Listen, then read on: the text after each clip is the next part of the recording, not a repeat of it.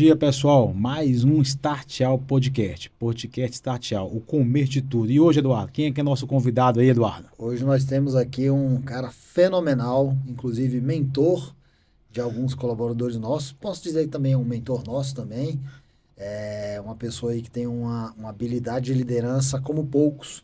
E eu vou lembrar aqui um comentário, um dia que ele fez um treinamento na nossa empresa, e eu pedi o feedback para o nosso time, e eu lembro deles falarem, Eduardo, na boa, vocês já trouxeram muita gente para falar de liderança aqui, mas esse cara é diferente, velho. Que energia, que com praticidade. Então é essa pessoa que está aqui. E antes de falar quem é, William, eu vou falar um pouquinho já li o livro dele, um pouquinho que eu peguei do livro e que a gente já conheceu. Primeiro, ele hoje também é um criador de conteúdo digital, tá começando, já tá nessa área aí, tá cada vez mais evoluindo.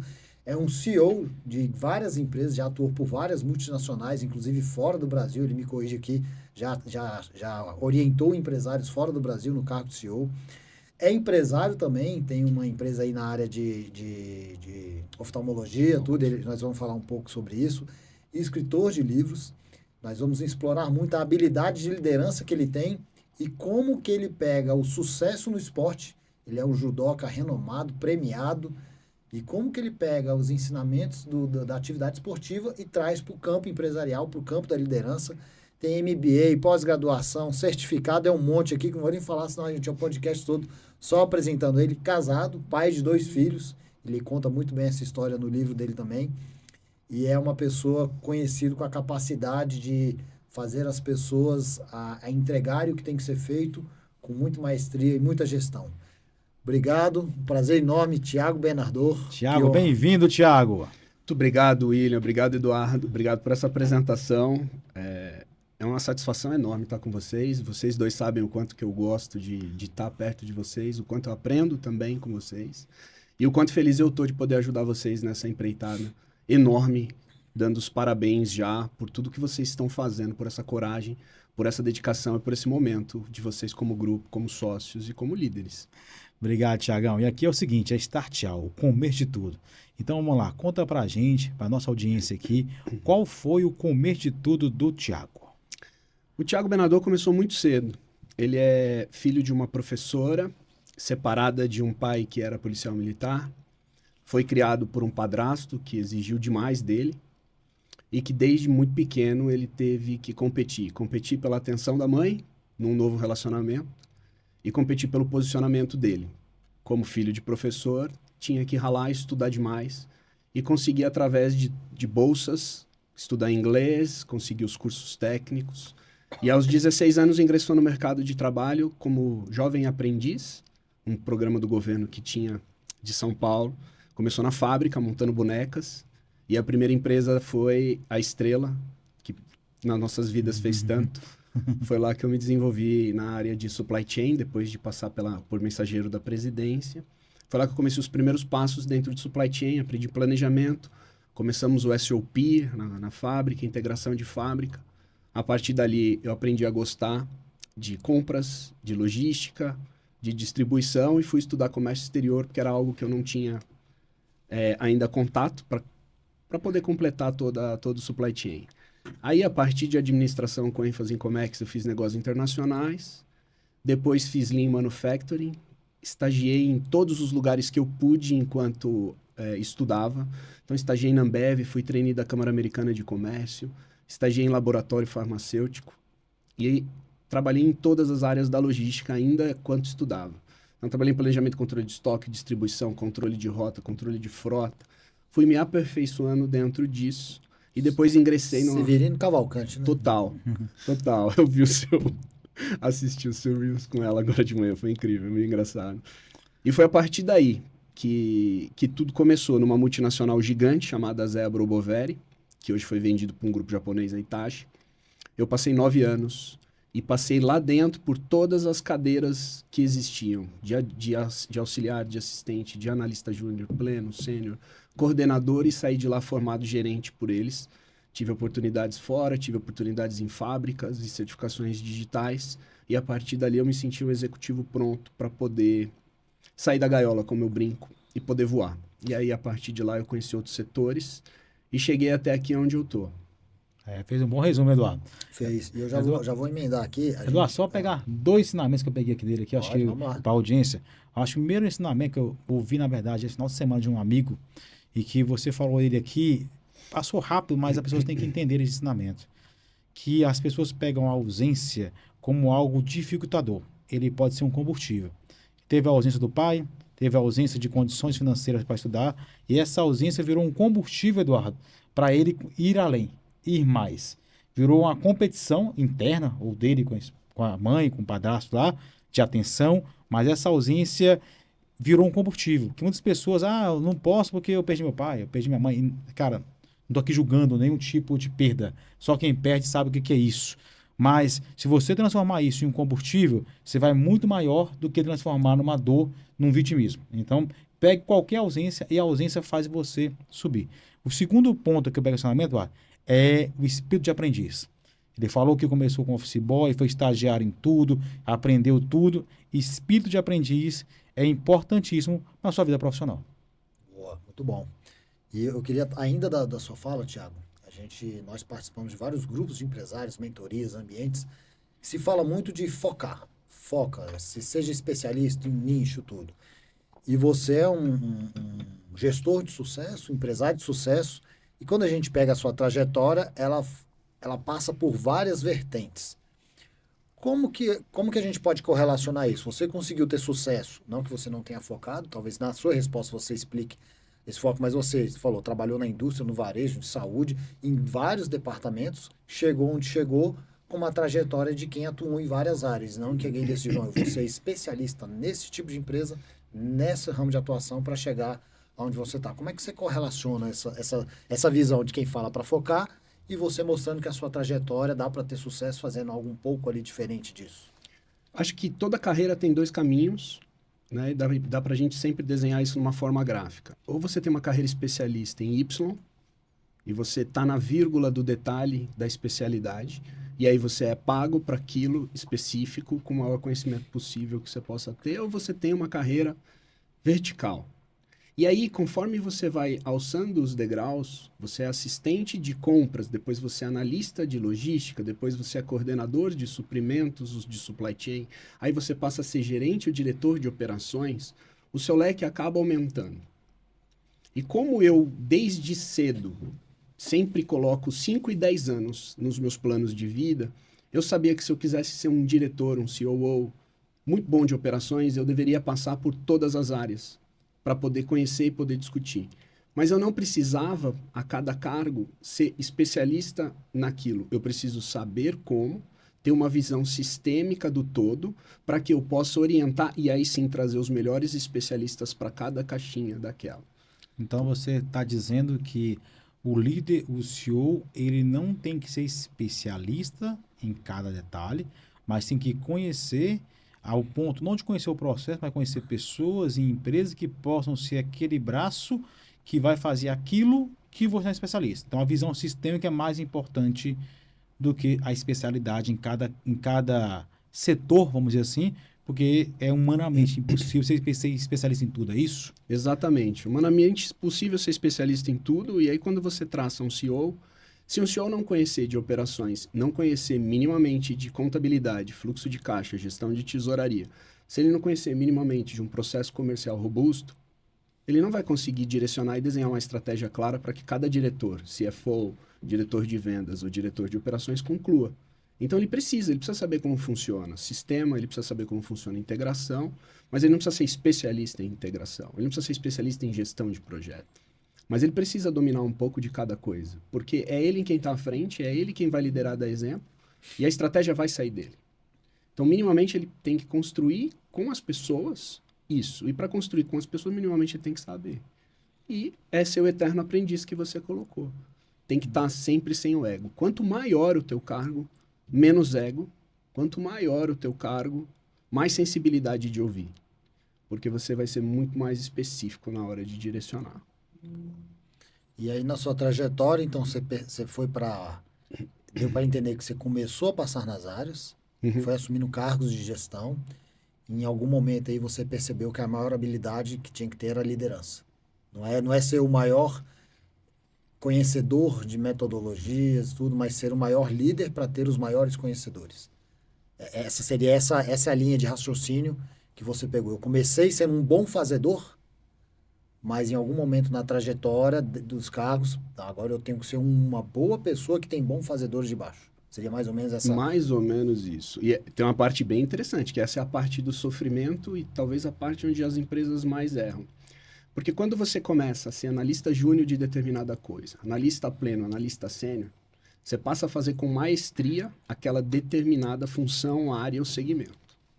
E o grande erro que eu entendo que as pessoas tomam, e eu passei por isso também, porque a gente não prepara ninguém para ser líder, a gente põe as pessoas na liderança e esquece que elas vão virar bebês novamente, né? Porque quando você tem um júnior, ele é um bebezinho que começa, ele não sabe o que faz, ele não tem rotina, ele não tem vida, você precisa ensinar ele comer, beber, horário para naná, limpar as merdas que ele faz.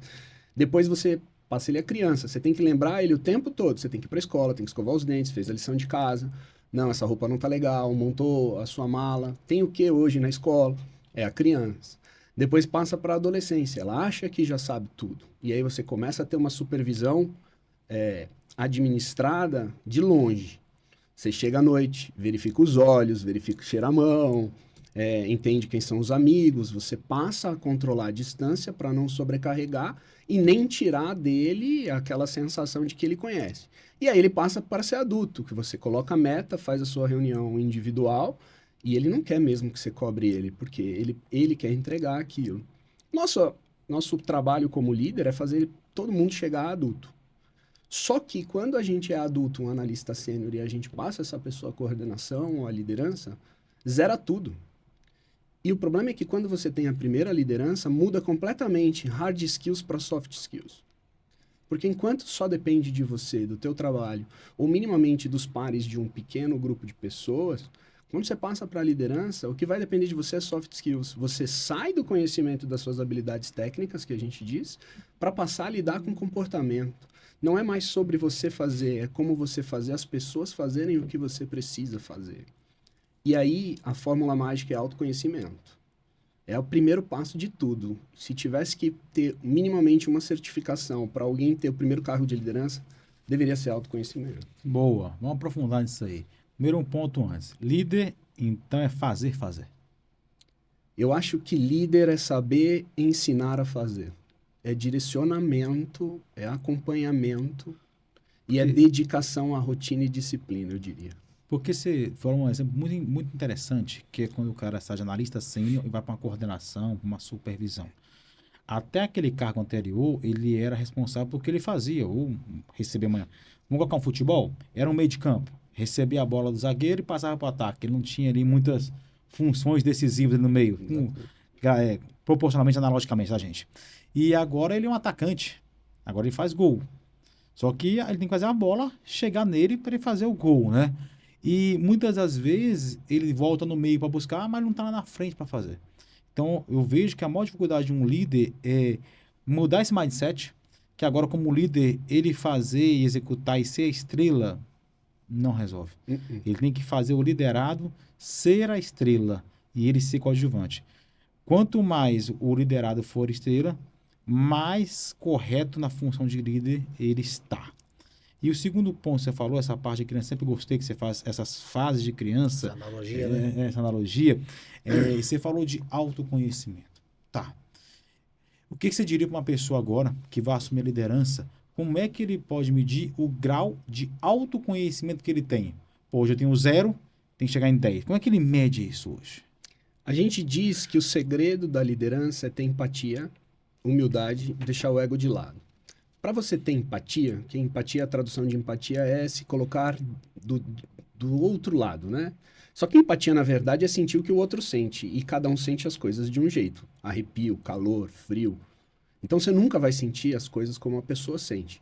Mas você precisa saber se colocar do lado dela e tentar enxergar isso da perspectiva dela. Tentar chegar o mais próximo possível disso. O mais próximo possível disso. Para você conseguir se colocar no lugar de outra pessoa e fazer uma leitura da outra pessoa, você precisa minimamente primeiro conhecer você. Como você é? Eu, por exemplo, adoro o DISC. Dominância, interatividade, estabilidade, processo. Como é você? Você se conhece? Você sabe Se você é um cara dominante, se você é um cara interativo, o que é que vem na frente? Todo mundo tem os 4. Mas qual é o teu comportamento principal? Será que você está pronto para ser líder? Porque é muito difícil você promover, por exemplo, uma pessoa de estabilidade para um cargo de liderança que exige uma transformação, uma reestruturação, um turnaround, por exemplo. Porque precisa ser um cara dominante, aí você vai colocar um cara de estabilidade, um cara que gosta da zona de conforto, um cara que gosta de fazer as coisas no horário que tem que fazer, dentro de uma capacidade produtiva que ele atende, dentro de uma rotina que ele tem. Então, se você não sabe como você funciona, como é que você pode julgar como a outra pessoa vai funcionar?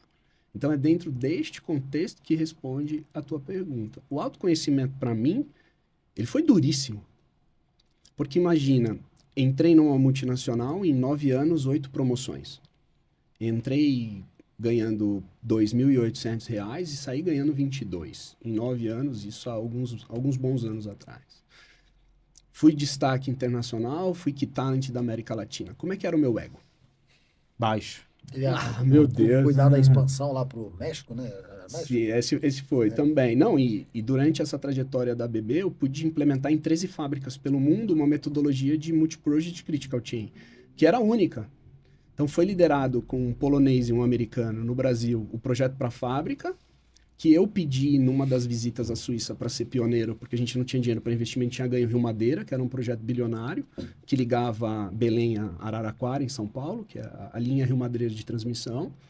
A fábrica não tinha capacidade para aquilo, não teria dinheiro para investir, ganhamos sem achar que ganharíamos e precisava fazer acontecer. E eu fui um menino que foi, pediu, trouxe o projeto para cá, deu certo o projeto aqui, e eles falaram, esse menino tem que estar nas outras 13 fábricas. E aí comecei a implementar, aí fui para os Estados Unidos, fui para Córdoba, na Espanha, fiz remotamente a África do Sul, e aí isso foi tomando uma proporção grande, meu ego era gigantesco. E aí eu já achava que eu podia brigar, bater e peitar quem fosse, não tinha problema. E aí, pô, eu tinha um problema muito sério, que era o Hulk, né? Eu tinha um cara verde que em momentos de dificuldade explodia, numa versão que estragava tudo que ele fazia de bom. Então ele era muito bom para os chefes, mas ele era muito péssimo para os pares. Ele era um destruidor, não um construtor. E aí uma vez um gerente muito famoso de lá de dentro me chamou para uma conversa e disse, menino, senta aqui, deixa eu te falar uma coisa. E ele era um cara muito temido. Umas 2 ou 3 vezes ele tentou me promover para a área dele, mas o meu chefe nunca deixou porque falou, esse cara vai te destruir. E na verdade foi o cara que me construiu de verdade. Naquela oportunidade ele me chamou e falou assim, você agora é general das tropas americanas do exército. Naquela época os Estados Unidos estavam no Iraque, então era uma... Ele deu o exemplo muito clássico, você tem que ir lá, tem que capturar o Saddam, tem que trazer ele vivo ou morto.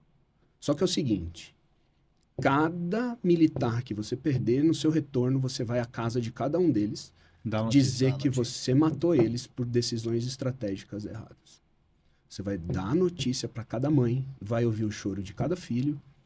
Pensa nisso, porque é assim que você faz a qualquer custo. Você é um D dominante trator. O grande lance é como você chega no mesmo lugar sem perder os soldados. E o autoconhecimento que... Foi o autoconhecimento. Foi aí que eu fui procurar a psicologia.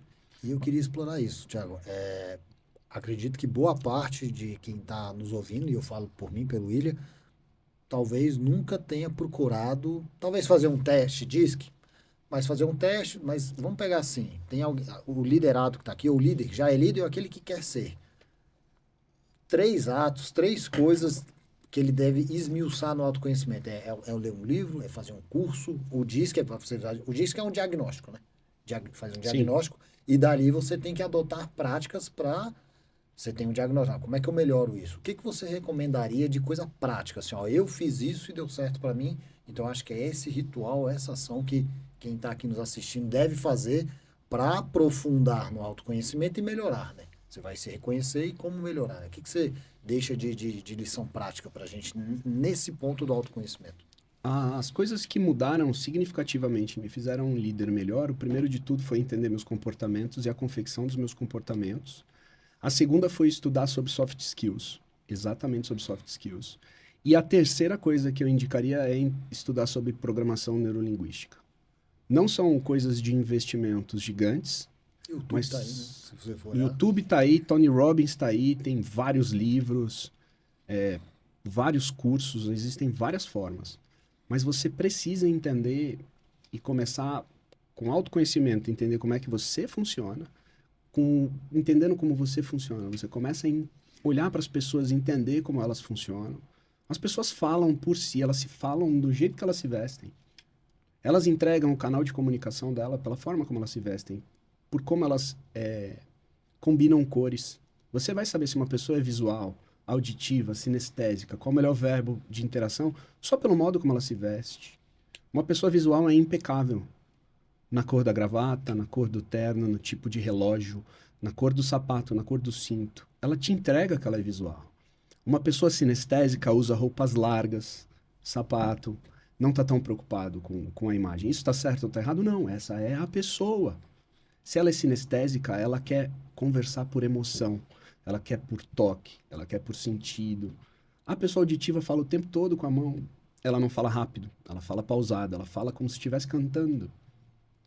E aí, o que isso muda? Isso muda a sua comunicação para com o outro. Você direciona ela da melhor forma possível.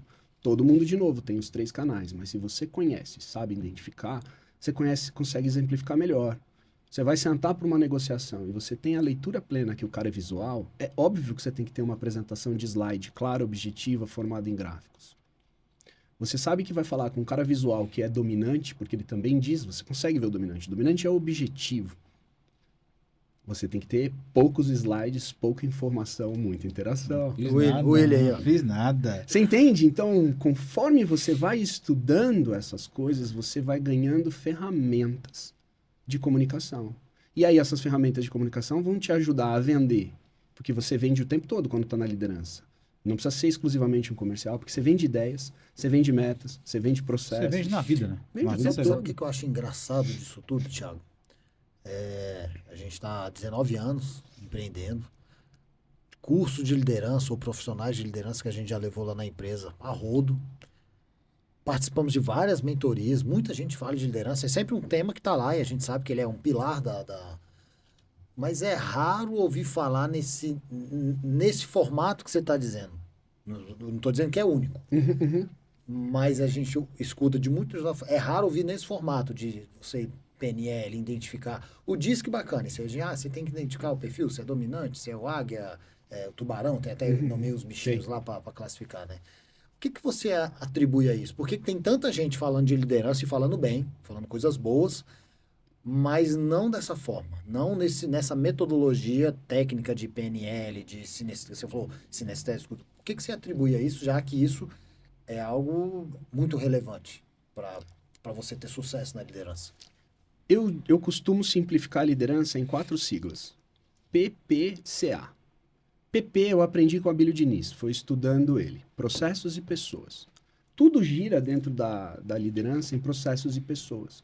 Mas é preciso você completar com comunicação assertiva. E aí, quando você vai falar de comunicação assertiva, se você não conhecer comportamento, não conhecer programação, você não vai ser assertivo. Quando você está no one-on-one, numa reunião de performance, numa reunião de feedback, ou você está ali vendendo ideias, e você entende que o que você fala é só 7%, e muito mais que isso é o tom que você fala e como o seu corpo fala, você começa a entender e a avaliar. Você começa a olhar a pessoa, você verifica se do outro lado da mesa ela está espelhada em você, ou ela está com os braços cruzados, que momento é melhor para atuar, como é que você desbloqueia aquela pessoa. Braços cruzados fala tudo sobre bloqueio. A pessoa está em rapport contigo, que poucas pessoas falam, outros ensinam na venda, mas ela não é só na venda, ela é para tudo. Dia a dia. Suas mãos estão em cima da mesa, ela está também. Você se movimentou na cadeira, ela se movimentou também. Você cruzou as pernas, ela cruzou também, ela está conectada em você. Ali é a oportunidade para você ser o mais assertivo Você possível. está mais conectado que eu. Mas aqui, Eduardo, eu estou aqui aprendendo, Não, sim. aprendendo aqui bastante e peguei alguns pontos aqui, Eduardo, que fazem sentido para o dia a dia. Eu queria compartilhar com vocês, principalmente com o Thiago aqui, dando nossa aula aqui hoje, a aula de liderança. E por que eu falo? Que liderança é a grande dor do empresário, né? Porque o empresário, normalmente, ou a maioria das vezes, não é preparado para ser líder. Não é. Ele é ali um cara empreendedor, que às vezes está no comércio, ele só sabe ali o que ele sabe. Às vezes ele tem formado, pode ser um contador, advogado, mas ele sabe fazer aquilo que ele aprendeu na faculdade ou em algumas coisas técnicas, mas ele não aprendeu a ser líder. E não estou falando só da faculdade, na vida inteira ele não aprendeu o técnico a ser líder. Acho que o exemplo mais baixo de liderança que nós vamos ter na nossa vida são os pais. Os pais, professores, primeiros chefes ali, se for um exemplo bacana, os pais são as primeiras lideranças. E aí você falando tanto aí de autoconhecimento, você avalia que o RH, ele seria um fator responsável não só de avaliar ali uma eventual promoção de uma pessoa, mas assim a empresa deveria investir em conhecer todos os colaboradores, passar esse report para o líder imediato e aí saber isso, porque eu já ouvi dizer que um líder ele pode ter no máximo de 4 a 8 liderados. Mais do que isso já atrapalha ali o dia a dia de poder pegar o melhor de cada pessoa. Tem mais detalhes, mas responde um pouquinho esse pedaço aí. Nabele e Leonel, presta atenção nessa resposta, viu? Se você me permitir, dá até para dar um exemplo. A gente acabou de passar por esse processo com os 3 diretores da Audax e da Taxal, aonde a gente falou, vocês conhecem o comportamento individual de cada um dos liderados? E a primeira coisa que eu fiz com ele foi, vocês sabem como vocês são? E eles foram fazer o DISC. Alguns erraram, eu te digo. E eu disse para eles, você é desse jeito aqui, pode fazer o DISC. Não, não sou, eu já fiz um DISC. Eu falei, o DISC muda. O DISC vai mudando conforme a tua evolução. Tá. E o mais certo, cara, é que você fosse equilibrado nos 4. Você seria o cara perfeito. 4 altos, canais de comunicação os 3 iguais. Aí você seria o cara, eu diria, né? E aí, pegando o gancho para tua resposta, sim, porque eles tiveram surpresas muito grandes. Porque como tinha, por exemplo, liderados S em células que precisavam de D, ou lidando com clientes D. Porque se você coloca um liderado S para lidar com clientes D no momento de construção de processo, ele vai espanar. O D vai passar por cima dele. Eu vou além, tá? Então seria um D com D num momento de construção? D com D ou D com I. Mas eu vou além, Eduardo. Ou muito, desculpa Tá. D com C é a melhor coisa. Porque se você tem Forte, algo disturbado e você tem um bom diretor D, o teu menino de baixo, teu gerente coordenador é melhor que seja C, porque ele vai completar o D. É porque você falou uma coisa até... Eu vou... Desculpa ir rapidinho, William. Internamente bacana, mas você trouxe uma visão. O perfil do meu colaborador com o perfil do meu cliente. A gente nunca olhou. Interno, talvez esteja começando a fazer agora, mas peraí, tá entrando um cliente aqui. Mapeia quem é o... Com quem que a gente vai falar? É o empresário que vai tocar? Qual é o perfil dele? Ele é D. Então, peraí. Então, essa empresa ela tem que ficar nessa equipe, porque o coordenador dessa equipe é C. Seria mais ou menos... Perfeito. Até ou seja, a tendência de dar mais certo aquele cliente, porque quem mais vai falar com ele é um conforme, e como ele é dominante, é onde ele vai suprir as lacunas daquele empresário. Seria mais ou menos... Ou o oposto, se é um empresário muito conforme, você tem que ter do lado de cá um time com um líder D, que é quem vai estar lidando com ele. Até para fora, você entende que a gente tem que fazer esse remanejo aqui. Totalmente. E você pega lá, você vai ter um empresário completamente conforme. E aí vocês que têm toda essa parte tributária, estratégia tributária, mudança, direcionamento, um cara C, ele precisa de 99,7% de estatística para tomar uma decisão. E vai ser difícil, porque senão ele não toma. Então você vai pôr de um lado aqui a pessoa sem saber disso, vai para reunião vaga, sem indicador, não vai conseguir, não vai vender. Não vai bater, né? Eduardo, eu vou um pouquinho além na parte interna, tá? Vou mais na parte interna. Porque a gente fala muito de pedir aos nossos líderes a dar feedback, a fazer PDI, para desenvolver o liderado. Beleza. Eu sempre falo que é uma via de mão dupla. O liderado tem que saber ouvir feedback. Tem que saber encarar aquilo como lá. E às vezes o liderado está naquele último cargo lá, sênior ou especialista, e almeja uma liderança lá. Se no feedback, se no PDI, mostrar o DISC para ele, mostrar, cara, enquanto você não evoluir esse um quarto aqui, ó, não faz sentido te colocar nesse cargo, porque você vai ser um ótimo operacional e um péssimo líder. Então, você consegue explicar de uma forma objetiva a não assunção a um cargo que não está preparado aí, que sai daquela parada do hard feeling, de eu acho que não vai dar certo, e vai para o mundo objetivo. Acho que isso é uma grande lição que eu peguei aqui hoje. E só para finalizar aqui o que eu anotei, de uma forma bem rápida, líder, ego baixo, ser bom ouvinte. De tanto a gente participar disso, a gente, o Eduardo é o que mais fala nas reuniões. Os mais falas. Ainda, é o que mais fala. Mas quando a gente pega... Amanhã você vai estar lá, a gente vai ser do oposto. Peraí, não era assim, né? Eu não vou estar lá. Não era Gente, que eu sou assim, só um mosquito, não era né? assim. Eu não vou estar lá. Mas eu quero dizer o seguinte: o líder tem que aprender desde já a ser um bom ouvinte. Tem me procurado mais pessoas para conversar comigo, e acho que você na reunião que esteve anteontem com um parceiro, e aprender a ouvir, você domina a conversa, você domina o assunto. Porque uma palavra lançada, um gesto mal feito, não só ouvir, tá? O comportamento durante a audição. Porque se o cara tá falando contigo, tu tá no celular, tá falando pro outro lado, tal da coisa, então, você já falou antes de falar. Então, se na conclusão você falar algo, esse cara nem prestou atenção na reunião. O que ele tá falando? Não faz sentido nenhum. Então, quando ele fala que 7% é fala, 93% é comportamento. Então, se você também não falar, seu ouvinte, mas não se comportar como está ouvindo, não basta ser, tem que parecer ser. E a forma que você fala, você perde a razão. Perfeitíssimo. Colocação perfeita. Entendeu? Você me fez lembrar a vovó Adelaide, mãe da minha mãe, e ela dizia assim: filho, você tem 2 ouvidos e uma boca. Não é à toa. Tem um motivo. Senão você teria 2 bocas. E eu acho que o grande poder do líder, eu gosto de dizer, o líder precisa ter as suas reuniões de one-on-one, e a grande função dele é saber o sonho de cada um. Se ele tiver a paciência e a humildade de anotar o sonho de cada colaborador, e ele tiver a habilidade de conduzir o sonho do colaborador com os interesses da empresa, ele consegue ter o feedback muito bem colocado, porque ele vai ter que corrigir em detrimento do sonho, aonde esse cara quer chegar, como esse cara quer chegar, como é que eu te ajudo a chegar. Como é que você chega lá ajudando a empresa? Essa é a construção do one-on-one perfeito. Você sabe o sonho de cada um, direciona comportamentos, atitudes para aquele sonho. Porque a grande verdade é que quando ele tem um combinado contigo de que você vai ajudá-lo a chegar no sonho e ele vai te ajudar a entregar o que a empresa precisa, você tem a famosa frase que o Rogério falou recentemente lá para o Bahia.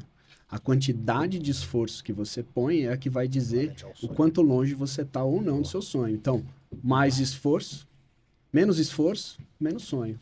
Mais esforço, mais perto do sonho. Quer dizer que a vontade de treinar tem que ser maior que a vontade de vencer. A vontade de treinar. Se você for fazer a referência lá no judô, a gente sempre diz no tatame que a gente só vai ao campeonato buscar medalha, porque o resultado é feito no treino. Eduardo, bom tema, ainda. Bora entrar? Bora. Antes disso, William, tudo isso deve estar aqui, né? Está. Aqui tem um livro dele, acho que é um filho, né? Um filho. É um filho, acho que é a boa parte da vida. E antes de falar dele, que a gente vai poder entrar, que aqui fala um pouco do esporte, a gente aprendeu muito a materializar os agradecimentos. E lendo o seu livro, foi muito bacana o prefácio da Patrícia e do Rodrigo. Se você puder falar quem são os dois e se eles contribuíram para você chegar até aqui de alguma forma, se eles são mentores ou foram mentores no passado.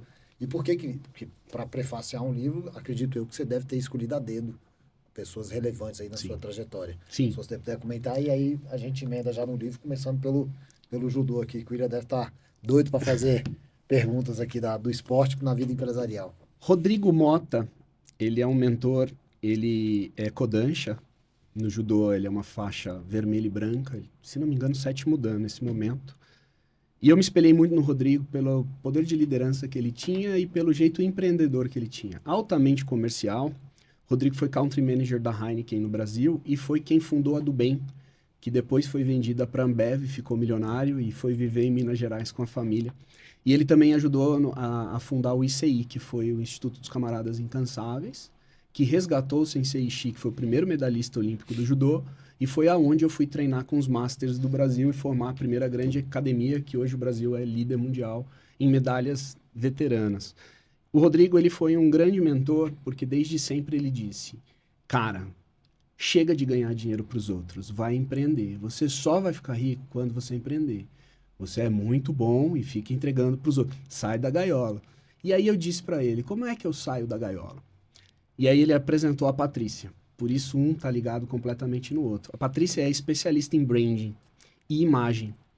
Só que a Patrícia, no meu percurso, ela foi mais do que branding. Então, hoje, se o Thiago tem uma identidade, se o livro tem uma cor, se eu tenho um site, se eu tenho um Instagram, se eu escrevo e tudo mais, veio das provocações da Patrícia. E eu contratei a Patrícia, mas depois a gente se tornou muito amigos, porque ela mudou a minha vida e parte do que está no Mentor Judô aqui foi parte a Patrícia. Né? Para quem lê o livro sabe que eu vou passar com o mentor para poder saber como é que eu salvo o meu casamento. E foi com a Patrícia que a gente fez um exercício, e eu sou extremamente nerd, eu gosto muito de heróis, né? E meu herói preferido é o Batman.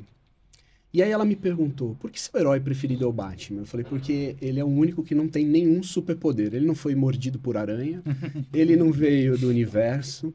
E aí ele ainda brinca com o Flash em um dos filmes, que fala, qual é o seu superpoder? Eu sou bilionário, né? Mas ele é extremamente inteligente. E no decorrer das HQs, a gente viu o Batman vencer todos os super-heróis, porque ele sempre tem um plano, ele sempre tem alguma coisa no seu bate-cinto, ele sempre estudou o adversário e o contexto. Ele é extremamente metódico, ele é mal educado, essas partes a gente pode tirar.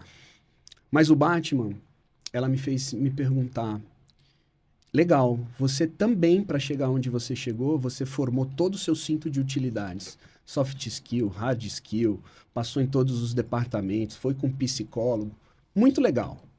Mas e aí, Thiago? Quando você chega em casa, você é o Batman ou você deixa a capa fora e vira o Bruce? Naquele dia, a gente conversou e eu falei, cara, se eu for refletir, não existe o Bruce Wayne. O Bruce Wayne é quem deveria usar capa, porque o Batman é o Batman. Ele não usa o Bruce Wayne e não põe máscara para se tornar outra pessoa. Ele usa o Bruce Wayne. E aí eu entendi que eu tinha todos os conceitos de liderança, tinha uma carreira brilhante e não aplicava aquilo dentro de casa. Olha que louco. Aquele dia eu deletei o Bruce. Porque eu achava que quando eu chegasse em casa eu podia ser eu mesmo. Outra vida. Mas não tem mais o eu mesmo. Você é outro eu agora. Então, eu vou entrar um pouco nessa parte, Eduardo, a gente já ajudou, que é uma parte muito importante. As pessoas pensam, e eu também já pensei assim, você tem uma vida na empresa e uma vida em casa. Então, quando tu chega na empresa, esquece dos problemas, e quando tu chega em casa, esquece de casa. Até por um tempo eu pensei, seriamente, que era isso que fazia e tal. Então, eu fui bancário, muito tempo antes de ser empreendedor, e lá eu digo que era mais fácil quando eu tinha uma função de caixa. Eu era caixa do banco, e lá era simples, eu abria meu caixa, contava meu dinheiro, pagava as contas do dia a dia, fechou meu caixa. Se bateu sem diferença, já que pagar ninguém a mais, meu dia acabou. Ninguém do trabalho vai me ligar, e acabou aquele assunto. Morreu. Isso, nessa função eu entendi que fazia total sentido. Depois você vira supervisor, vira chefe de serviço, que era a nomenclatura da época, você vê que não acaba. Os problemas vêm com você para casa e voltam de casa para lá. Então, você está dizendo aqui para a gente que as habilidades que você tem no trabalho, ou onde você trabalha, tem que ter em casa, ou mais habilidades ainda, para poder lidar com isso. Que é aquela velha história que estabilidade não existe. E é o que foco que salva os relacionamentos. É isso? Totalmente. Eu acho que a parte da chave que virou em casa foi quando eu passei a olhar a minha esposa como meu sócio ou como meu chefe. Porque quando nós vamos falar com o sócio, com o chefe, vocês devem ter muito disso. Hoje vocês já têm uma intimidade muito grande, mas você ainda tem que pensar. Você ainda tem que ser educado. Eduardo, é o seguinte, para convencer ele, tem que estar uma estrutura totalmente pensada. Se não for, eu nem levo. Para a pancada. Você percebe? Você se prepara para isso. E por que com a sua mulher você não tem que se preparar? Com o teu sócio, você escreve a estratégia, você faz a visão de futuro, você põe os 3, 5 anos, a missão da empresa, os valores da empresa. Por que com a sua esposa não? Qual o nosso propósito? Aonde nós queremos chegar? Na empresa e em casa não. Cara, feedback é engraçado, não, né? Você falou um dia, rapaz, eu fui em casa, eu tô aplicando metodologia de feedback no meu time e chego em casa e pega pra capar com a esposa. Vou pegar a metodologia que eu faço na empresa e levar para dentro de casa, rapaz. Isso é engraçado, porque na sexta-feira, deixa eu mostrar, sexta ou segunda, não lembro agora. Tem 2 segundas na semana? Na segunda a gente almoçou e na terça também. É, na segunda. Mas na segunda a gente estava almoçando e aí você falou de sonhos agora há pouco atrás, né? E aí pulou essa parte, mas faz muito sentido nesse momento do podcast. Falou de sonhos, aí o Eduardo falou os sonhos dele para mim, eu falei o meu. Falei, cara, deixa eu perguntar para minha esposa qual os sonhos dela. Eu nunca tinha perguntado os sonhos dela. A gente vive todo dia, mas nunca tinha perguntado os sonhos dela. E ela achou estranha a pergunta, né? Ela, Como assim? Eu tenho sonhos... O que aconteceu? Eu tenho sonhos mais ideológicos. E ela colocou um nome bem, uma frase bem interessante. Sonhos egoístas. Aqueles sonhos que é para você sentir bem. Às vezes não vai fazer um sonho que o governador sente bem, o Eduardo, mas para mim me faz bem. E eu achei muito boa essa classificação. E quais são os sonhos ideológicos, aquele que você tem? E quais os sonhos egoístas? Trocar de carro? Comprar um relógio novo? Uma viagem? Então, o que você acha dessa parte de a família também ter os sonhos também? Eu acho que é primordial que os sonhos dos dois estejam na mesa. E quando a gente começou a sentar, eu comecei a tratar ela como sócio ou como CEO, com respeito, ouvindo a opinião dela e me preparando para conversar com ela. E aí hoje eu ainda digo que ela é a minha vontade, né? Todos nós temos a vontade. Deixa eu perguntar para minha vontade se eu quero ir ou se eu não quero. Mas é mais que isso, a gente passou a entender que nós somos um. Porque quando você tem o marido e a mulher à frente da família, a família é a empresa. E é ali que você escreve o propósito, é ali que você coloca a missão, os valores e a cultura. Qual é o tipo de cultura que nós queremos ter para a nossa família? Os nossos colaboradores são os nossos filhos. E aí eu passei a olhar para os meus filhos e disse, por que quando eu estou numa empresa eu não posso gritar, eu não posso bater, eu tenho que ter direcionar, treinar, né? E aí eu falei, por que em casa eu tenho que ser escroto? Gritar, bater, brigar. Por que essa tem que ser a primeira forma de abordar? E foi assim que a gente foi construindo. Cara, isso foi difícil. A primeira vez que eu falei pra Márcia, senta aí, eu queria te dar um feedback. Ela olhou pra minha cara e falou assim, enfia o feedback, né? E feedback, eu não sou os seus funcionários nem nada. E aí acho que recentemente ela falou assim, ô Thiago, eu entrei no seu Instagram e eu preciso te dar um feedback. Eu olhei pra ela e falei... Ela falou, você agora está se tornando uma figura pública, você precisa se comportar de uma forma diferente. Não é aceitar, não é sorrir. Você tem que ser educado, legal. Mas assim, esse tipo de perfil aqui, por que você segue? Ou por que te segue? O que um perfil desse, com nude, com biquíni, o que muda na tua vida? Eu gostaria que você respeitasse isso, porque... Não é por nada, eu confio demais em você. Mas é que aonde... Não combina, né? Não combina. Não condiz. Não tem coerência. Pra que você vai expor, vai querer ver, ou vai de alguma forma deixar aquilo te alimentar? Pro nosso casamento não vai ser bom. Acho que é profissional também. Profissional, não faz sentido. Não faz sentido, tio. E aí eu ouvi tudo aquilo, e é óbvio que eu falei, você tem razão, e tinha mesmo... Mas eu gostei muito eu quero te dar um feedback. Da ação, né? Do feedback, do processo. Outras épocas ela ficaria nervosa. Outras épocas ela não ia falar. Outras épocas você não ia entender porque que ela estava agindo diferente. E a abertura desse processo, bom, é uma ação, uma correção. E dali nós seguimos, se abraçamos e tá tudo certo. Então acho que a comunicação é importante. Eu mesmo fui passando isso para os meninos. Então hoje, se tiverem a oportunidade de sentar comigo, com a Márcia... Você vai ver o propósito na mesa. Sabe o porquê que nós estamos passando por esse processo. Ela sabe por que ela deixou de trabalhar para poder estar com as crianças. Ela sabe o papel dela como pilar. Não é sobre a minha conquista, é sobre a nossa conquista. E é assim a sociedade. Não é sobre a sua pessoal. Se vocês tiverem vaidade entre vocês, não faz sentido. E isso foi onde mudou. E tudo isso mudou no Batman e no Bruce e mudou na Patrícia. E aí, por isso, a Patrícia foi o Rodrigo. O Rodrigo foi o cara que me fez parar de viver de uma fonte única de renda, de ser um executivo de multinacional, para passar a entender que eu tinha muito mais a entregar e a contribuir para mim e para o mundo. Então, ele me tirou da gaiola, a Patrícia me ensinou a voar, e por isso eles são as duas pessoas que estão hoje no prefácio do livro, porque mudaram muito quem eu sou hoje. Mentor, empresário, CEO, judoca, conselheiro de empresas. Estou numa cidade nova, culpa da Márcia Regina, a gente veio para Brasília prestar uma consultoria e ela amou a cidade. Eu também gosto muito da qualidade de vida que a gente tem aqui. E era muito mais fácil voltar para São Paulo com um cargo de VP, com um salário com bônus grande. Voar. Brasília não pagava as mesmas coisas e eu tive que mudar a rota para ganhar a mesma coisa de lá e manter a mesma vida e manter o propósito, que é o nosso propósito daqui 5 anos, poder viver única e exclusivamente de renda e escolher o que fazer. Então é um processo agora que é trabalhar 12, 18 horas por dia para atingir isso. E foi aí que eu fui encontrando. Então, hoje, conselheiro do The One, CEO da BRA, mentor de executivos e fundador. Fundei uma rede de óticas que tem um projeto bem promissor. E influência digital agora no Influência digital. mundo empresarial e liderança. Sexto cargo aí.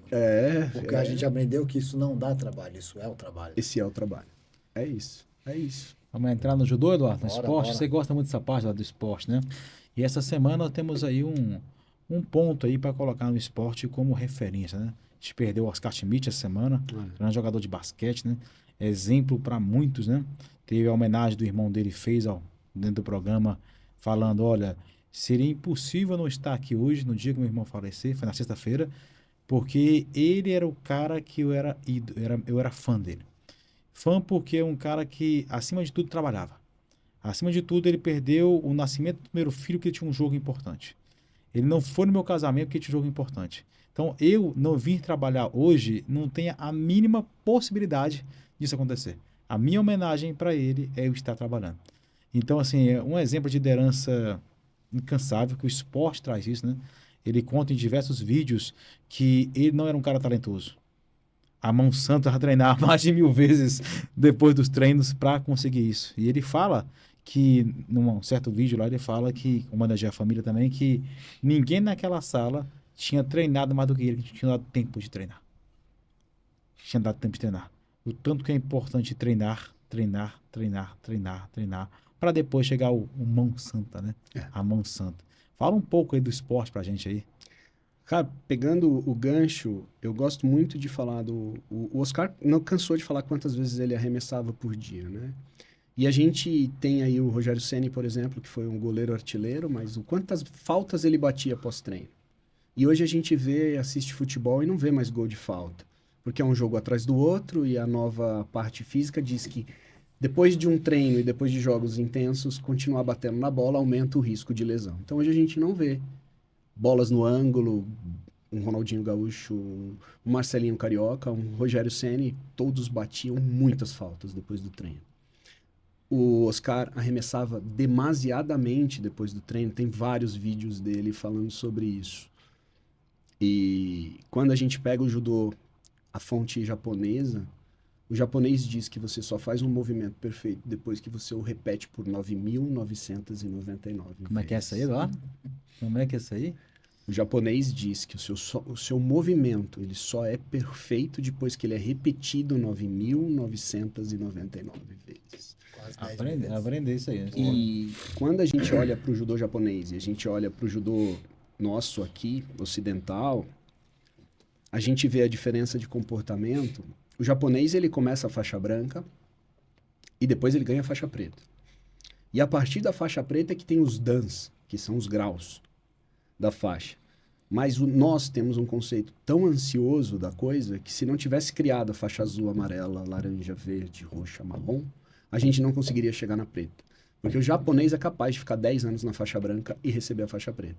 Mas nós não somos capazes de ficar. A ansiedade mata. A ansiedade mata. E eu acho que isso serve para a carreira, isso serve para o dia a dia. Porque onde mais eu ganho dinheiro quando eu dou mentoria para líderes é na organização, na rotina, na repetição. Porque se o líder consegue colocar, se ele escreve processos e dentro dos processos ele define indicadores.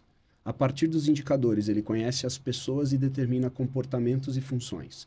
E aí ele cria rotina para avaliar os indicadores e para retroalimentar as pessoas, ele passa automaticamente a fazer a comunicação assertiva.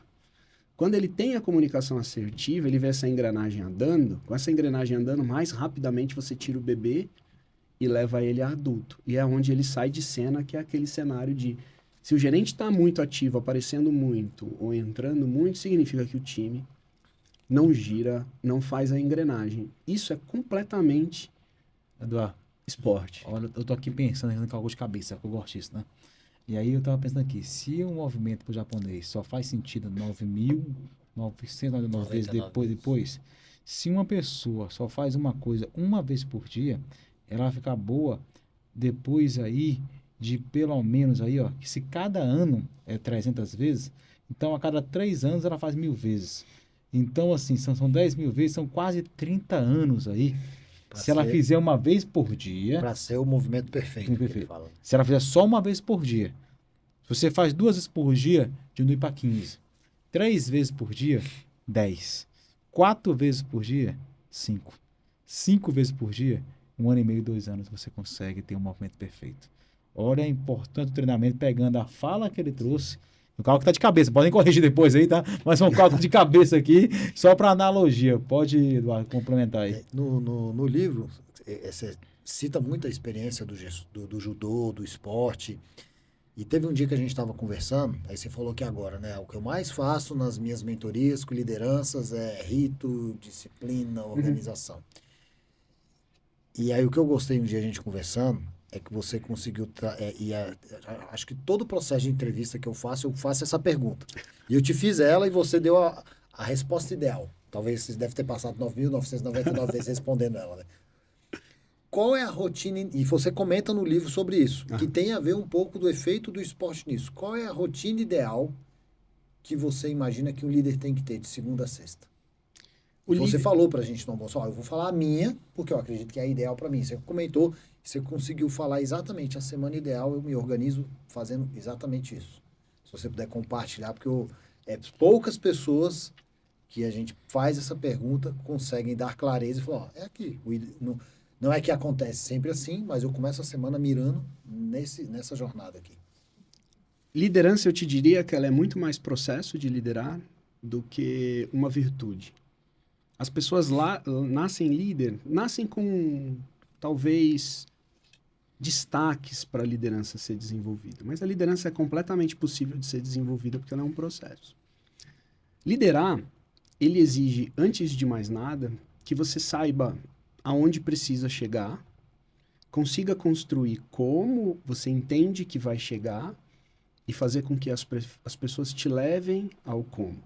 Então não tem como você ser líder se você não conhece a estratégica, não tem uma tática 4-4-2, 4-3-3, vou jogar na defesa, vou explorar o contra-ataque, porque é como você vai conduzir as pessoas. E não tem como você saber se você não sabe que você perdeu de 2-0 fora de casa e precisa reverter para 3-2. Então, minimamente você passa pelo operacional, tático, estratégico.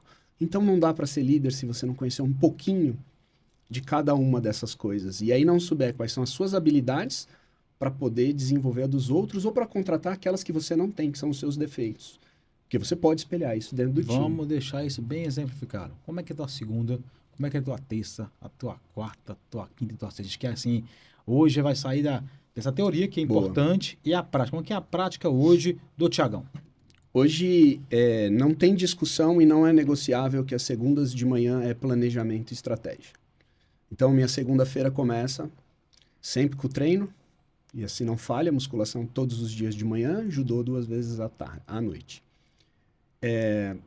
De manhã eu olho os resultados comerciais de todas as empresas que eu toco, então eu vou olhar os resultados comerciais da Ótica, vou olhar ele a nível de loja, vou olhar ele a nível de vendedor. Vou olhar os resultados comerciais da BRA, vou olhar para os dois como está fluxo de caixa, pagamentos da semana, os indicadores principais. Para mim, caixa é sempre soberano e depois ele vem de vendas. Aí ele vai vir da composição da margem, do CMV, você vai desbravando. Quando você passa a olhar os resultados comerciais de caixa, você começa a entender quais são as prioridades daquela semana. Essa é a primeira coisa. A segunda coisa é visitar todas as suas anotações. Onde é que todo líder peca ou todo liderado peca? Toda reunião ela é uma caixa de entrada. Toda ligação é uma caixa de entrada, todo e-mail é uma caixa de entrada, todo WhatsApp é uma caixa de entrada. Se você não tem um fluxo para administrar a sua caixa de entrada, que são as ações, que são as dependências, que são as coisas que você precisa fazer, você não consegue estruturar. Então, a pessoa precisa criar a metodologia da caixa de entrada dela. A minha caixa de entrada, WhatsApp não lido, marcado, que tem alguma ação para tomar, é calendário e é anotações e atas de reunião.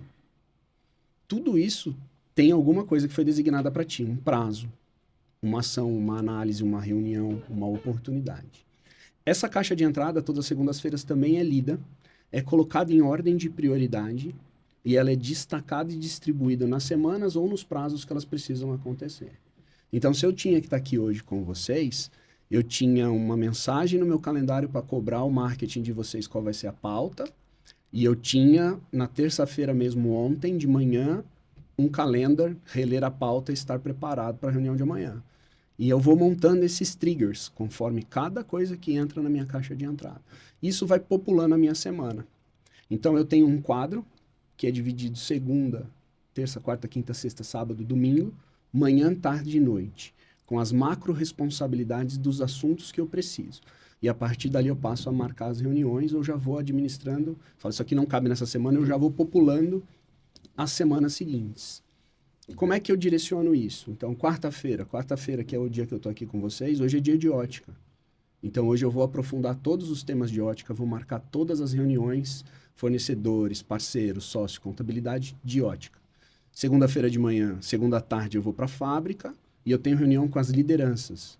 A gente olha os resultados da semana anterior e eu delego o que eu espero e o que eu quero deles naquela semana. Dali sai uma ata, sai uma reunião, na segunda seguinte, começa pelas ações pendentes, fala das novas ações. Terça-feira é dia de comercial. Terça-feira de manhã, terça-feira à tarde é comercial. Terça-feira, fim do dia, é reunião de conselho do hospital. Quarta-feira é dia de ótica, quinta-feira é dia de financeiro. Todo financeiro de todos os assuntos são discutidos na sexta. Na quinta, sexta-feira é dia de operações e processos. Então eu vou ver pessoas, eu vou ver processos, eu vou fazer as reuniões pertinentes de cada um. E aí os meus liderados já estão condicionados a isso. Tiago, preciso de uma agenda. Você é diretor comercial, tua agenda é terça. Das 9 ao meio-dia, você põe no horário que o cliente ou que o fornecedor quiser.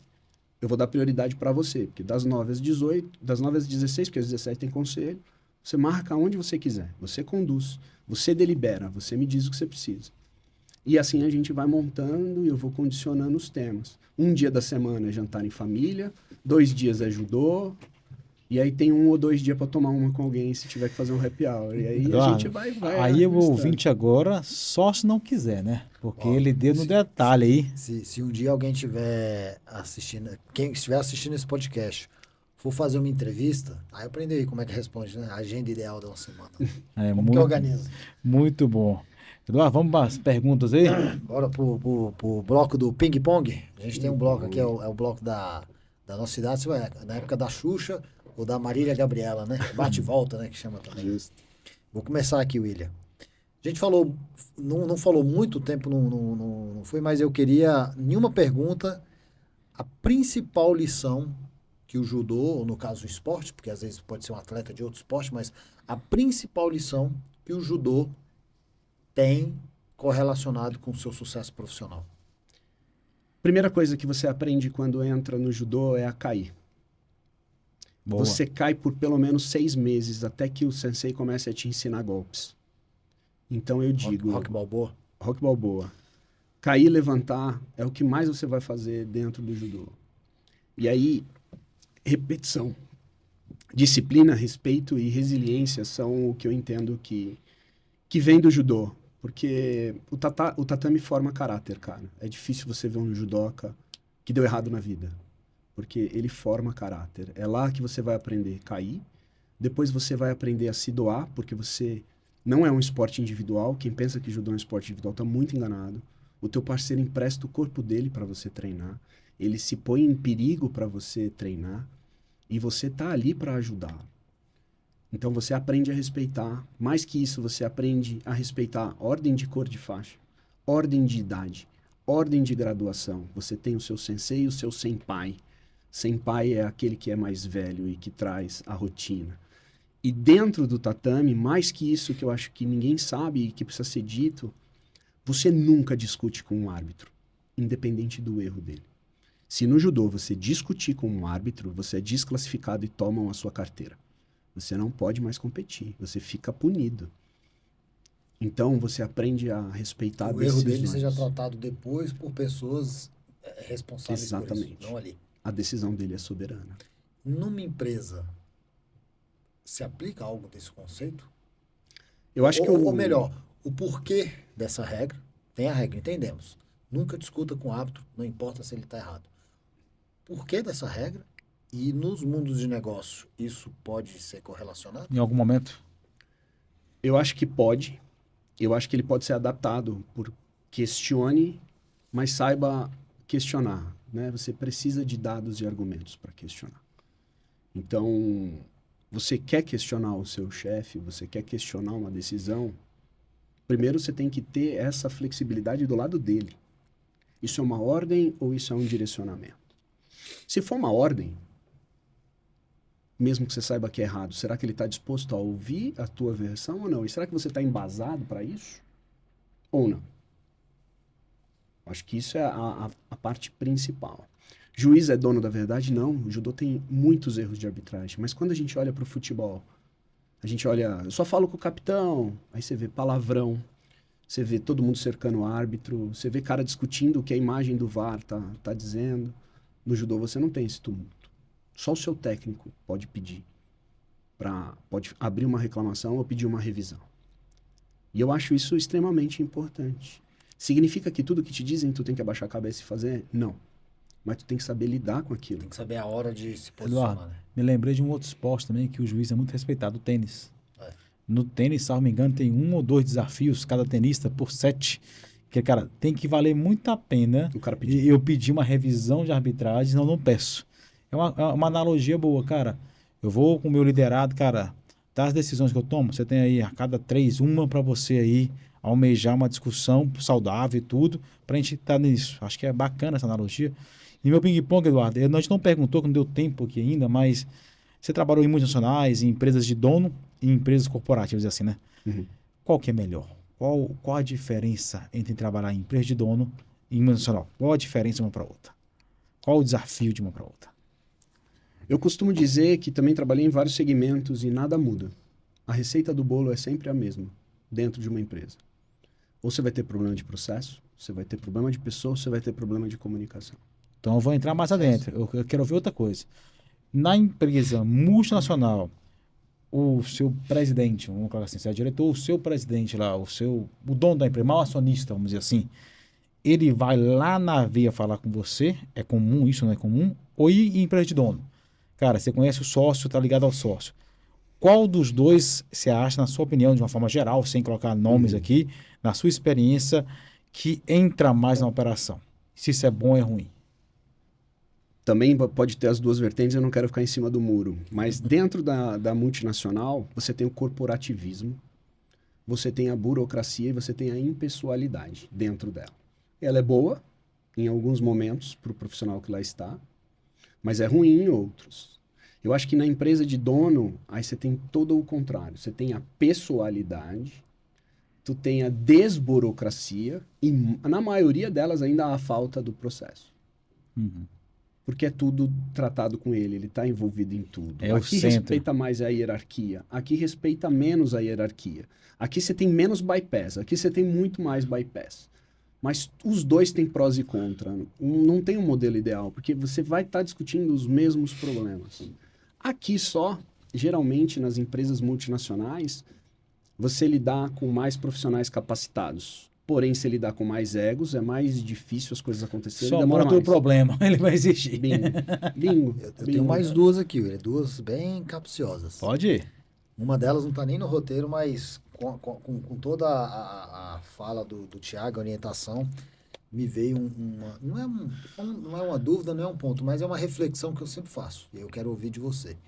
Tem uma empresa norte-americana, acho que é a Software Airlines, que ela é conhecida como colocar o funcionário em primeiro lugar. Eu acho que é essa. Eu não sei se é esse o nome, mas é uma empresa de aviação norte-americana. Ela é Regional. local. Uhum. E tem um livro que quem me recomendou a leitura dele, Eduardo Galo, inclusive foi um dos primeiros entrevistados aqui, que fala O Funcionário em Primeiro Lugar. Uhum. Você é empresário, uma trajetória muito pautada em liderança, que é pessoas. Quem tem que ser colocado em primeiro lugar? O colaborador ou o cliente? Eu acho que uma coisa está correlacionada à outra. Não existe o colaborador sem o cliente, não existe o cliente sem o colaborador. O ovo ou a galinha. O ovo ou a galinha, né? Foi mal. E aí tu precisa estar muito, muito ciente disso. E aí eu gosto muito... Ele é polêmico, mas eu gosto muito da forma como ele diz as coisas, que é o Thales Gomes, que ele diz assim, cara, a empresa não é uma democracia. Até porque democracias não dão certo. Democracia não vai para frente porque todo mundo, independente do seu conhecimento, do seu poder, tem o mesmo poder de voto. Ela é uma autocracia. O importante é que ela seja uma autocracia democrática, onde as pessoas façam parte da construção, mas não sejam as decisoras da construção. E é muito bonito, na teoria, quando nós colocamos o colaborador em primeiro lugar. Mas o colaborador só vai vir em primeiro lugar quando o caixa estiver ok, quando os clientes estiverem satisfeitos, quando não houver problemas operacionais, o que é uma utopia. Porque essas empresas são talvez quase nulas. Ou são raras de... E quem paga a conta é o cliente. Será que você vai demitir uma conta de 10, de 12 milhões para um colaborador estar à frente? Então, mas em determinados momentos, sim, ele tem que se sentir valorizado. Se ele não estiver feliz, ele não trata o cliente feliz. Se ele não estiver treinado, ele não trata o cliente. Então, a gente vai ter que dizer se foi o papai do céu que pôs o primeiro ovo ou criou a primeira galinha para que ela continuasse botando ovo, né? Então, a gente pode ir pela estratégia, por Darwin, Big Bang, minhoquinha, peixinho e evolução da espécie, ou a gente vai na fase de Deus. E... Vou emendar com outra aqui, tu finaliza. Não sei se eu respondi mais. Não, respondeu. Deixou clara a posição. Agora vamos falar do Thiago, que tem um pouco a ver com a sua resposta. O Rodrigo foi quem abriu a sua mente para falar, cara, você tem muito talento, você constrói muita coisa, mas você nunca vai ter um salto grandioso de condição de vida financeira, entre outras coisas, se você não partir para empreender. E aí você ainda trabalha como CEO, mas está empreendendo. Se lá, naquela época, você estava lá, CEO de grandes empresas, não sei qual era, nesse momento que ele falou, não sei em qual empresa você estava, se tivessem feito um vesting com você, olha, você está indo muito bem e a gente quer que você seja sócio. Aí, ó, estamos aqui a nossa empresa, vou fazer um vesting para que você comece a trilhar uma trajetória para ser um sócio, começa minoritário e vai crescendo. Não sei se isso até aconteceu, às vezes aconteceu e caso não tenha acontecido, se tivesse acontecido, você teria tomado a mesma decisão do Rodrigo ou a que opa, agora eles mostraram que o caminho que eu quero ir lá fora, eles estão criando aqui dentro. Teria mudado o seu posicionamento? Certamente, mas esse processo de vesting não vai acontecer dentro de uma multinacional. Porque ela tem capital aberto, ela tem um board, e aí seria o sonho de todos os diretores que lá estão. Hoje estando à frente como CEO, também já é um contrato de vesting, já foi uma mudança, já não sou só executivo. Só executivo, não faz sentido. É como se fosse o sócio operador. Exatamente, assim. exatamente. Então, teve isso aí. Eu diria assim, se eu pudesse hoje mudar um pouco dos 26 anos da trajetória, talvez eu tivesse que ter virado vendedor mais cedo de ter sido um tão bom comprador. E a Patrícia mudou muito isso quando ela aplicou alguns testes psicológicos, onde eu vi que eu tinha uma qualidade absurda para vender. E eu nem entendia dela, porque eu era diretor de operações. E eu sempre soube comprar muito bem. Ela falou, massa, agora que você sabe que você é vendedor e compra muito bem, consegue fazer os dois chapéus e vender melhor. E aí foi onde eu comecei a realmente ir para o mundo, fazer networking, socializar. E Brasília abriu muito isso para mim hoje. Talvez eu tenha feito mais networking em 3 anos de Brasília do que em 26 de São Paulo, escondido atrás do CEO, escondido dentro da empresa, sabe? Eduardo, vou fazer aqui as 2 finais aqui. Vamos lá. A primeira é o seguinte, Start All é o começo de tudo. Esse programa aqui é para empresários, empreendedores, líderes, quem quer empreender, quem quer também ser executivo, ter uma carreira. E para quem quer empreender, você que deve dar fase de executivo para empreender, o que você diria hoje para uma pessoa que está começando? Qual é o start all dela? Qual vai ser o começo de tudo? Na sua trajetória você falou, meu começo foi a primeira competição com meu padrasto. O que seria hoje interessante aqui hoje você falar para o empreendedor, cara, foca nisso aqui, porque amanhã, daqui a 10, 15, 20 anos, ou na 9.999 vezes, se fizer, vai fazer sentido. O que você faria para essa pessoa hoje? Empreendedor, antes de mais nada, você vai precisar se conhecer, porque você vai ter ou liderados, ou vai ter que liderar para conquistar clientes. E tudo isso que a gente disse aqui talvez te ajude. Programação neurolinguística, autoconhecimento, comportamentos, canais de comunicação. Isso vai te ajudar demais. Porque a gente vai ter um empreendedor tímido que só tem um produto, a gente vai ter um empreendedor abridor de portas, mas em ambos vai ser muito importante que você se conheça suficientemente bem para poder seguir. A partir daí, empreendedor, saiba que você vai precisar mais do que todos de controle, de gestão e entender que o caixa sempre vai ser soberano na tua vida. Ele é o que você controla, ele é onde mora todos os perigos que vão vir para frente. Ou ele controla você. Ou ele controla você e você quebra. E agora, você tem aí 30 segundos aí para você explicar para a audiência o que o Diálogo Governador ajuda a fazer, o que ele serve às pessoas. Ou melhor, se alguém que está aqui assistindo quisesse caminhar uma jornada com você, seja para você ser um mentor, seja um empresário que quer que você seja um conselheiro da empresa dele, ou seja, alguém que viu, cara, como é que eu trago essa pessoa para minha vida para me ajudar? Faça o seu pitch. Eu ajudo na prática mesmo empresários assim a sair do caos, a ter clareza. Isso nas empresas que passei também é a minha forma de gerir. Como é que eu trago clareza? Como é que eu organizo gestão, processos e estratégia? Isso serve como mentor, isso serve como conselheiro, isso serve como empresário. Porque parece pouco e parece simples, mas é simples. É processo, pessoa, gestão, comunicação. E começa de novo. Processo. PPCA. PPCA. Pessoas, Processos, pessoas, comunicação assertiva. Comunicação assertiva. Porque é ela que vai abastecer gestão, dados, feedback, ajuste. Quem é o método, né? A gestão. Exatamente. E aí, você precisa crescer com resultado. Né? Não adianta crescer sem resultado, com um grande castelo de cartas. Isso é uma ilusão muito grande. Não é só no faturamento que se cresce, não é só na margem que se cresce, é na soma disso. Tem que tomar muito cuidado para não se alavancar, tem que tomar um cuidado muito grande para não dar um passo maior que a perna. Porque quando você cresce acelerado, o processo de pessoas não te acompanham. Quando você olha só para faturamento, você não se preocupa com a margem e ela pode te alavancar e te comer. Então, existem várias coisas que é essa que eu acho que com tanta experiência em tantos setores e cuidando e lidando tanto com pessoas, eu posso ajudar efetivamente as pessoas. E como é que te acha, Tiagão? Ou o seu Instagram, telefone, se quiser, fique à vontade. Thiago Benador, tanto no LinkedIn quanto no Instagram. Vai estar aqui na descrição, gente. Tem um canal no YouTube, Papo Efetivo, Desafio do Líder. Tem uma newsletter dentro do LinkedIn que fala sobre liderança na prática. Tem um site, www.benador.com.br. Esses três eu só descobri agora, o canal do YouTube, o LinkedIn e o site, eu não sabia que tinha, não.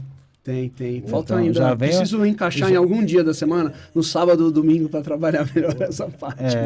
Isso é uma verdade para o empreendedor. Às vezes ele tem um serviço e nem fala que tem. Então é isso, mais uma lição, a gente tem que falar tudo que faz. Queria aqui agradecer, Tiagão. Obrigado pelo bate-papo. Foi curto. Que aula, viu? Foi curto, tem que marcar um próximo aí, viu?